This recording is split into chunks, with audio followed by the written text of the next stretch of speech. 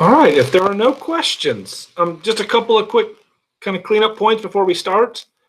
Again, you'll receive an announcement from me this week, as always, on Monday. I kind of explaining what's due this week. But quickly, going to point out some information. We're nearing the end of the semester. Hopefully, most of you know that.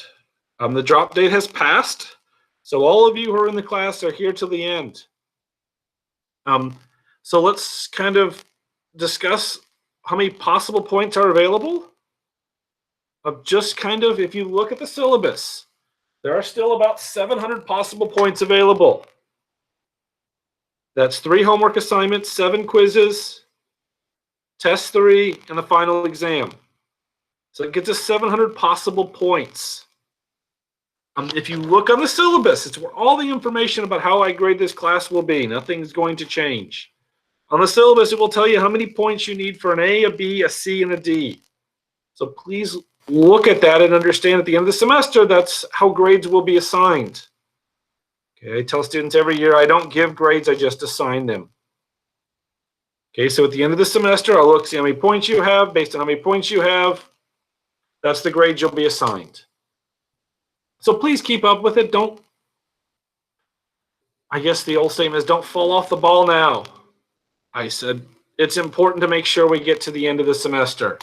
So please make sure we do the homework and quizzes. There's 3 quizzes this week, so please make sure you do them all, as well as a homework tonight. All right, if there are no other questions, then we're going to start with today's lecture. As I've kind of, they're all through Examity. Logan, I can't give an exam on campus. I'd like to, but I can't. So every one of them has to be through Examity. My hands are tied there.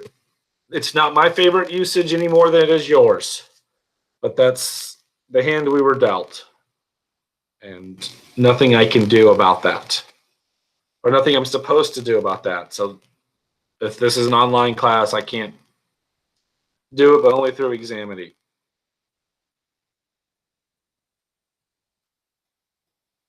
It'll be over everything, Amber. It's a cumulative final exam.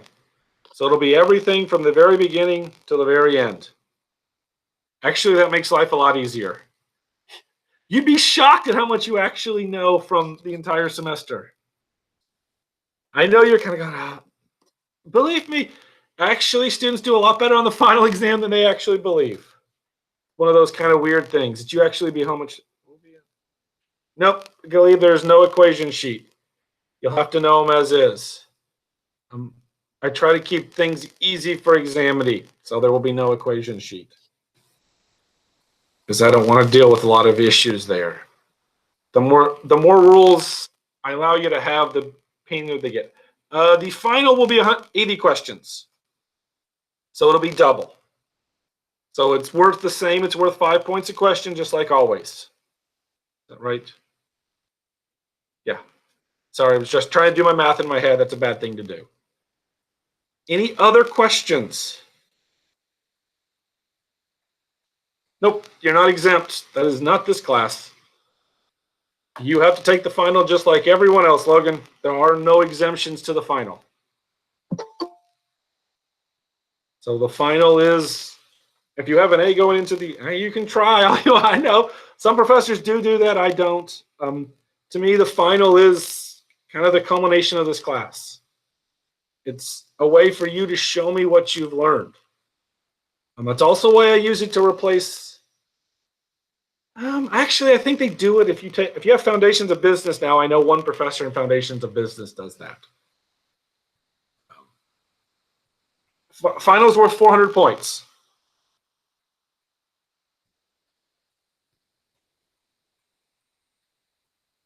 Just make sure, as always, you go through your old quizzes, your old test. Everything should be available for you to see. After it's due, it becomes available. So after the due date, it should become available right after the due date. Hence why I can't extend anything, because the answers go live the minute the date hits. So if it's 12 o'clock, when's the final? Oh, it's on the syllabus. That's a question I can't remember off the top of my head. It's not any rhyme or reason what 2 days it is, but it's only 2 days. Whatever 2 days was told upon me by the university are the 2 days that the final has to be. I can't do it before and I can't do it after. There it is. It's Tuesday and Wednesday of finals week. Thank you, Francisco. I don't want to tell you the wrong dates. It's on the syllabus, and I'm horrible at remembering dates a month out. No, so I never try to do it. So there you go. It's May 4th and 5th. All right. Any other questions before we start today's discussion?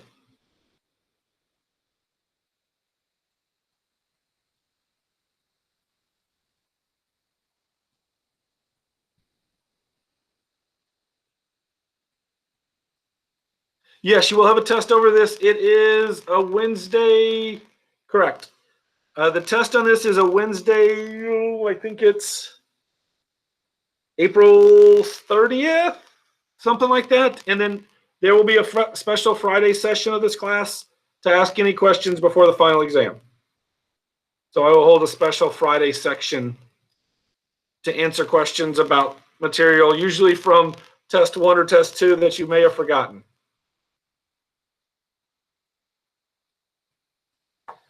Other questions? All right, then let's start today's discussion. So, no, we won't have a session, unfortunately, Monday of the finals, Francisco. In theory, Amber, you've been studying all along. The final shouldn't be that hard. That's part of the goal of the class, is you've been studying all along for the final. No, Francisco, I might have a session on finals week. I haven't decided yet. I usually don't calendar it because in previous semesters, that wasn't always a possibility because there's not classroom space. But since we don't have a classroom, I probably will have a Monday session. So, Francisco, I will probably have a Monday session before the finals as well for students who want to do it that way. So that way I will try to do that since it's kind of the normal day we do it. Then I will do it both Friday and Monday, not a problem. So I put that on my calendar. And I will send out an announcement today as well. All right, any other questions so we can start today's discussion? All right, so let's start today's discussion. So what we are moving now into is chapter 20. So chapter 20 and 21 are going to talk about the kind of the economy as a whole.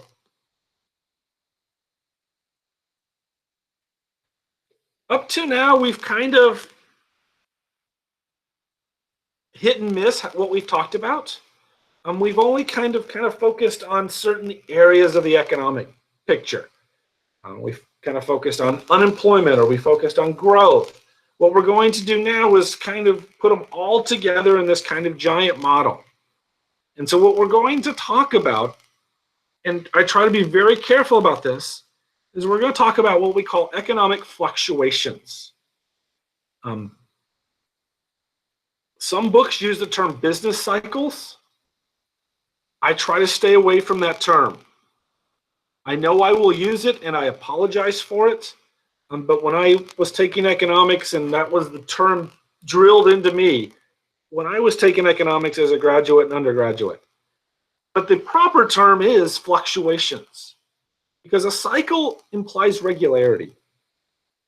And we'll quickly find out that the economy is not regular by any stretch of the imagination. It fluctuates. It goes up and down. And so what we'll talk about are the characteristics of why an economy fluctuates and what it means by fluctuating. And then we'll model it through something called an aggregate demand and aggregate supply model to try to explain why the economy fluctuates and what happens and what we see in the long run and the short run. And then, as always, we'll talk about why things slope the way they do, what causes them to shift, and what it looks like. So let's start with an introduction. So over the long run, if we look at, say, 100 years, okay, or a 50-year period, the U.S. has grown at about 3% a year. Now, in recent times, this is kind of where students get, in recent times, we're closer to 2%. So if we look at it from a long period of 50 years, we're at about 3%. In recent times, 2% seems to be kind of our target number. Well, why is that? Well, if you remember back when we talked about economic growth, right? We talked about diminishing kind of marginal returns, and we talked about the catch-up effect. Well, as we become richer, it's harder to grow, and because it's harder to grow, it's harder to get 3% a year. That's what we used to get a year. Now economists see 2% as good. Okay, and it's really hard for us to get to that 3% a year. We should strive to get as fast as growth as we can. However, we also have to be realistic about how fast we can grow based on how rich we are. And so 2% is kind of the goal now. Well, we used to grow at 3%. So that's kind of the long run. So in the short run, we fluctuate around this trend. So the way to kind of look at this is a horrible graph, but the US grows kind of in an upward line. However, we don't grow in a pretty linear pattern. We grow with fluctuations. So we fluctuate around this trend. And when we're below the trend, we refer to these periods as recessions. The proper definition of a recession in today's world is a period of falling real incomes and rising unemployment. Okay, so a recession is a period of falling real income and rising unemployment. There is no black and white definition of a recession anymore. There are still some textbooks that use the old definition, and you will see the old definition out there. The old definition used to be 2 consecutive quarters of falling real GDP. So that would be GDP growth of a negative for 2 consecutive quarters. We no longer do that. It is a very simple definition. It's simple, however, it's harder to apply.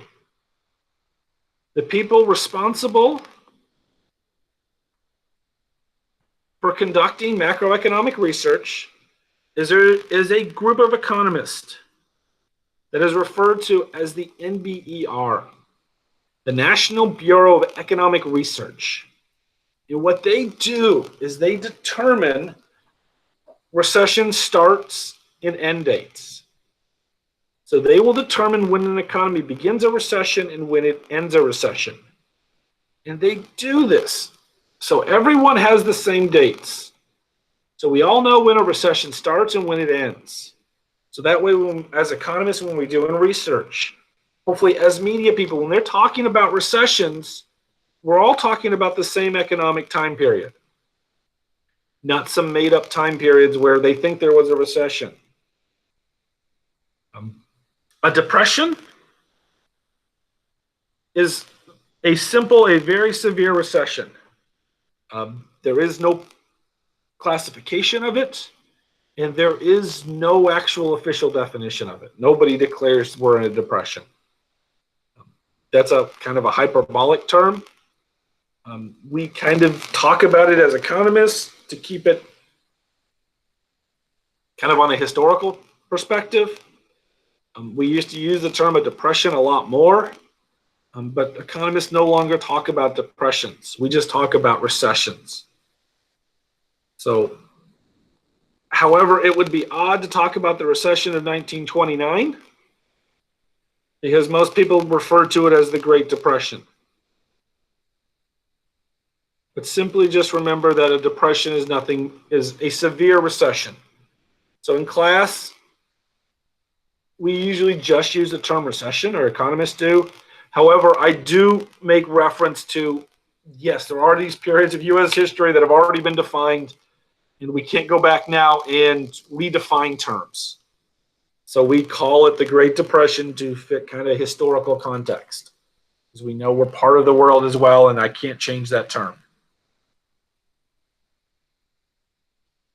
So let's look at the economy and let's look at different parts of it. So when we talk about economic fluctuations, there are going to be three major facts about it. Fact one, economic fluctuations are irregular and unpredictable. So when will the next recession be? I don't know. Right? So if you can think about it, right? Think about the economy that we were going on, right? And go back a year. In the year of March 2020, right, we probably entered a period of recession. Okay? The NBER did not declare that we did, and I don't know if they will or won't, because it's kind of a weird period of economic growth. If you look at GDP, so GDP went down way a lot in second quarter of last year, and then we've been growing ever since. So it's kind of this weird phenomenon that occurred last year. And it makes it difficult to kind of go, oh, well, are we actually in a recession? We actually don't know. That will be probably debated among professional economists for a while. They're probably doing it right now, is to determine that did we actually go into a recession? Can we only be in a recession for one quarter? It makes things kind of difficult. However, what we can see from any good economic graph is you see some shaded parts.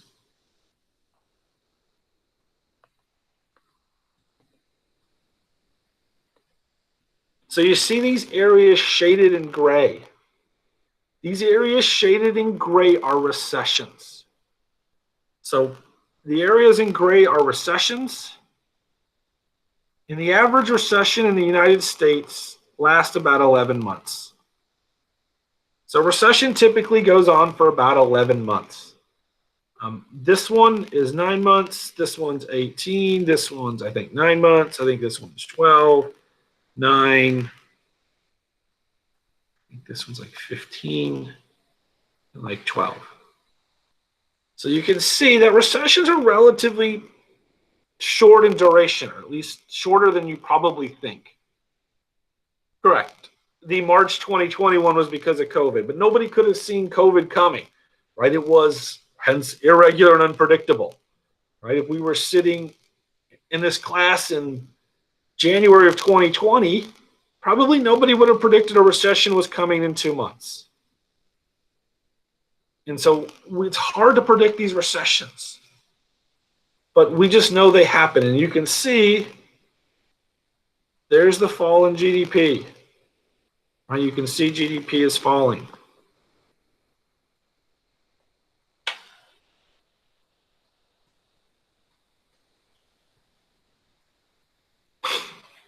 So because we have recessions, what we find with recessions is a very simple proposition, is that most variables move together. So when we talk about economic recessions, we find that if GDP falls, so does consumption, so does investment. And so does X. There's a whole list of variables, not just C and I. Usually, if we want to look at things like the stock market falls, higher unemployment. We have lots of these variables that fluctuate together. So we see if the GDP falls, we see there's a change in consumption, usually goes down. Investment goes down, stock market goes down. There's things like work week decrease. So there's a whole list of variables that are correlated or they fluctuate together. So if one goes down, the rest go down. But most recessions in the United States, the biggest component that falls, so when GDP falls, the component that actually falls the most, oops, that's the wrong pen.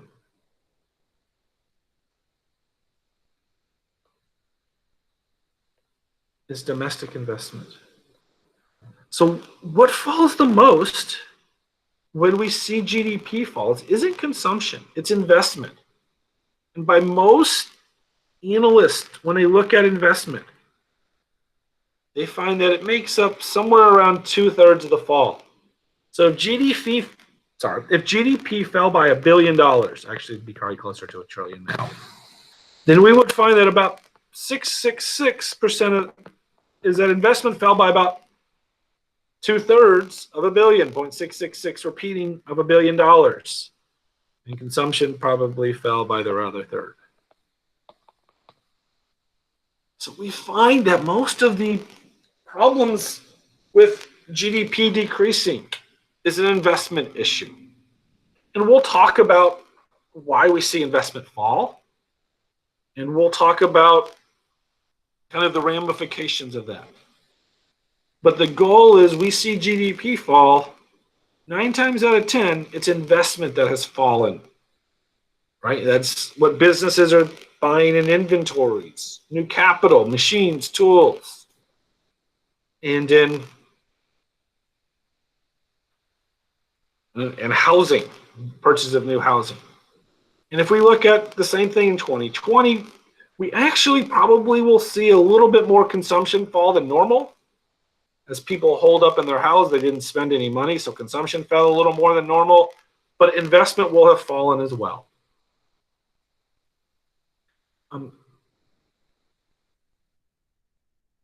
So the story I like to tell is there used to be a Federal Reserve chairman by the name of Alan Greenspan. Now, the goal, we talked about the Federal Reserve and the Open Market Committee, is their job is to meet every 6 weeks to discuss the U.S. economy. Now, if they were to wait to GDP numbers, remember GDP numbers only come out quarterly. So that means they come out 4 times a year. So in order to make decisions about GDP, we only get 4 data points a year. So if your job is to be ahead of the curve, so think about your job is to make sure you know where the economy is going and where the economy is. If you wait for the GDP numbers, you're going to be waiting too long. So a lot of times what they use is they use alternate variables. They use things like the stock market, things like number of hours worked in a week. There's a whole plethora of financial variables that come out. People who pay attention to the stock market will see them. I said if you pay attention to any financial news, they announce them about once a week.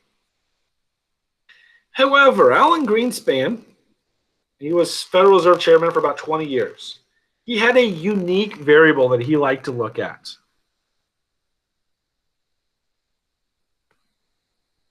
And the variable he liked to look at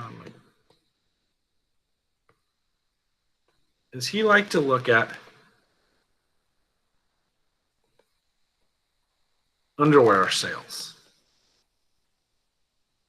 And he specifically looked at one gender's underwear sales.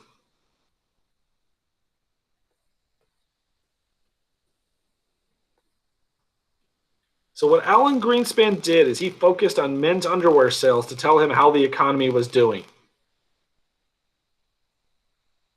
Now, probably some of you are home going, men's underwear sales. What does that tell me about the world? Well, Alan Greenspan's theory, now whether it's true or not, I don't know, but we'll go with what he believed. He believed that underwear sales for men were luxuries. That men's underwear sales only occurred when people had extra money. So the GDP was rising, things were well. So he believed underwear sales, men's, they saw those as luxuries. And so when there were more underwear sales, that means the economy was going up. When there were less underwear sales, that means the economy was going down. Whether that's true or not, I don't know. But I have lots of people who subscribe to that theory, that underwear for men is more of a luxury than a necessity. Is there wait a whole lot longer for things to disintegrate than females? I guess that's one of those life lessons you'll have to kind of observe on your own. But he used that one. So there's lots of different variables that people use to describe how the economy is going. And finally, the last one This one's a little, kind of a little different, but I want to look at it. As output falls, unemployment rises. So this is what we call a lagging indicator. So if you look at a recession, so look at all of these recessions, almost all of them have one thing in common about unemployment.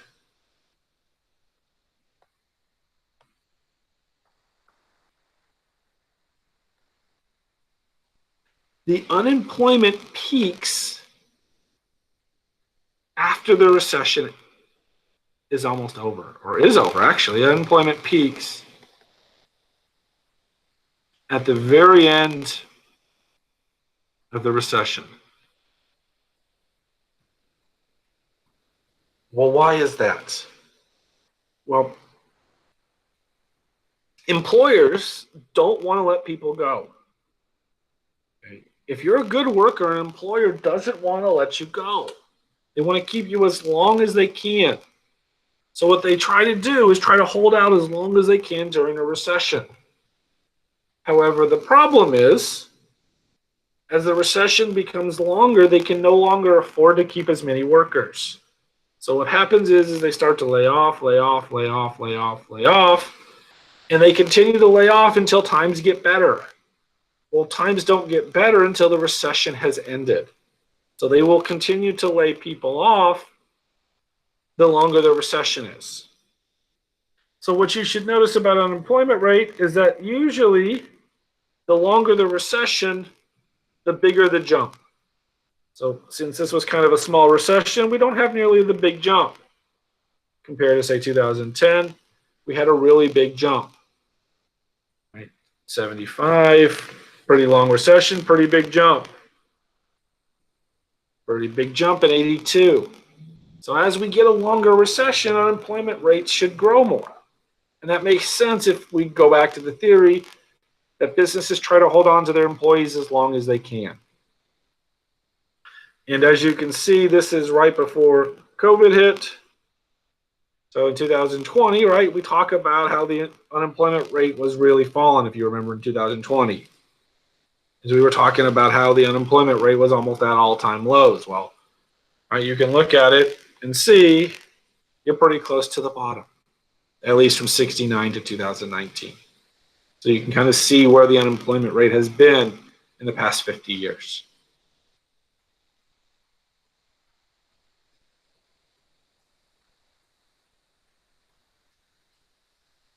Correct, Amber. The peaks don't last as long as we kind of think they do, right? They peak and then they start moving right back down pretty quickly. They kind of go down pretty quickly. Once businesses start to think things are better, they want to get their employees back or new employees back. So most of the time, it moves back pretty quickly. The time it didn't was actually not, well, is the recession of 2008, from 2008 to 2010, is it actually went down a little slower than normal. Usually, if you look, it's almost a straight drop. Boom, boom, boom. In 2008, it took a little while before we really see, right here, we see the straight drop. But it kind of muddled along here, and then we saw the drop, which kind of made it a little weirder than normal. And there was some discussion of why it was a little longer. And of course, each person, based on their beliefs, has a little bit different story about why it took a little longer than normal. And we don't have a real answer for it. So I can't come on here and tell you, and I'm not going to tell you what the answer is, because we don't know. Now, if you listen to different politicians or economists, they're kind of a little biased on how they view it. Why? But we don't, as an economic community, have a verifiable answer of why it took so long. But that's what we like to study, is why did it take so long? Was it an issue of government policy? Were there things that weren't done that could have been done? So that way, if we see the next recession, we know some of the answers to advise government officials about what's best to do. Doesn't mean they'll listen, but we'll give the advice. So the last part of chapter 20, remember the normal average rate, remember, is right around 5%. Right, the goal is to be somewhere around 5%, right? That's the natural rate. So the goal is to be somewhere right around there. Right, we want to be in this ballpark would be the good number. Sometimes we do have peaks and valleys, and that's what we're going to talk about in this chapter. Is we're going to talk about, well, what happens when we're below, what happens when we're above, and how did we get there? We're at unemployment rate today is no, we're not at 2% anymore. Unemployment rate today is, I think it's 6% right now, which is actually really good. Coming out of COVID, we actually did a little better than they projected. But again, remember, there are some issues with the unemployment rate. Go back to chapter 15. And you can see what some people will talk about, why we may be a little higher than the actual number so indicates. Oops. All right. So what we've talked about so far in class has been what economists refer to kind of as classical economics. Is we talk about things, really, they look at things in the long run. And in the long run, we're pretty certain how certain variables interact and what will make the difference. And so this is often referred to as classical. That's why I like to start there. Life is easy in the classical economist world. Variables are nice and easy and they're clean. We have those real variables and we have those nominal variables. Money doesn't affect anything, only prices. Only affects nominal but not real variables, so really money affects prices. Life is easy. Life in the long run is easy to describe and easy to work. However, when we get to the short run, things become confusing and things start to interact with one another. So we have sometimes changes in nominal variables like the money supply can affect real GDP. And it does it in the short run, and we'll talk about why that occurs and what effects we expect to see in the short run, and also what will happen in the long run. So the long run world is how we always describe it. It's the short run world that's going to change. So in the short run world, okay, the short run world is based on what they call Keynesian economics. And so what we're going to do is we're going to look at kind of how Keynes and Keynes's disciples look at the world in the short run. And there's some other theories of economists that have gone on beyond Keynes, because Keynes comes about during the Great Depression. So Keynesian economics makes an appearance or starts to influence economics around the Great Depression. So before that, from about Adam Smith, the Scottish economist in about the 1770s, up into the Great Depression, we were pretty much under the classicalist theory. Again, there is some other theories that do make some appearances in there. Right? We can talk about some of Marx in the 1840s, start to make some influences there. But mostly it's a classical theory. Until we hit the Great Depression and we start to look at things in the short run. And we're going to work on the Keynesian part of this world. All right, are there any kind of questions about